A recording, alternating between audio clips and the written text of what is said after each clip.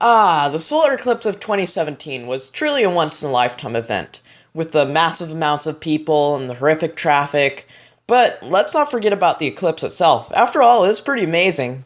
So, what better way to brag to other people that you got to see it and they didn't than with a t-shirt that just says it right on the front? Well, you could just buy one if you're willing to part with 30 bucks.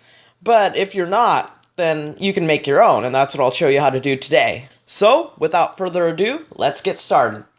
First off, this project was inspired by NightHawkInLight's video, which I'll have linked in the video description, and I also recommend checking out. The materials that you'll need for this project are a black shirt, of course, a spray bottle, some freezer paper, and some bleach.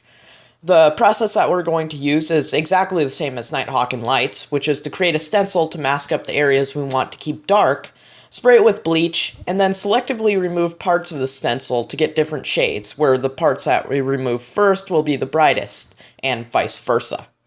Before I went all gung-ho on the t-shirt I just bought, I first practiced on one I didn't care about, so that the new one didn't end up looking like a work of modern art. For the stencil, I first traced my drawing on a piece of paper. Then I overlaid the freezer paper on top and drew what I could see through the freezer paper. After that, it looked like this. Yeah, not as bad as I thought it'd be, considering my artistic skill level. So, then I ironed on the stencil, then cut out the area I wanted to be the brightest, in this case, the diamond, in the diamond ring, and the letters.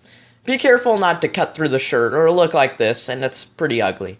I only did one pass at a time, then dabbed up the extra bleach after each pass. This is so that the bleach would not soak through the stencil lines. After spraying it a few times, it was a color I liked. By the way, if you're going to try this for yourselves, the black t-shirt will not completely turn white. It'll always have kind of this orangey color to it. Now that the first layer is done, we're going to iron it up to dry up the paper and to whiten up the uncovered areas further. Another thing to note is don't burn the paper here, or it won't come off the shirt no matter how hard you try, and you'll get so frustrated that you'll end up buying that pre-made shirt and spending the $30 you were trying to save. You don't want that to happen, do you? So, then I cut out the area I wanted to be the second lightest, the inner part of the corona, and went through the same process as I just described. Then, for the third section, I did something different. To get that wispy look of the corona, I took a paintbrush, dipped in bleach, and flicked it across the shirt.